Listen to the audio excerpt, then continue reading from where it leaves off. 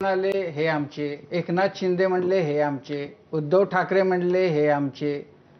हे पहा, उद्धव ठाकरे म्हणाले उद्धव ठाकरेंचा तर मी आहेच, त्याच्याविषयी काही प्रश्न नाही. सांगतो मी बाकीच्यांचा काही असायचं काही कारण आहे, पण देवेंद्रजी असतील किंवा एकनाथ शिंदे असतील. एकनाथ शिंदे आमच्या संभाजीनगरात कित्येक दिवस पालकमंत्री होते, शिवसेनेचे नेते होते, आणि म्हणून नेते असताना उद्धवजी ठाकरे साहेबांनी काही जबाबदाऱ्या त्यांना देत होते. उद्धवजी ठाकरे साहेब ते येऊन पार पाडायचे.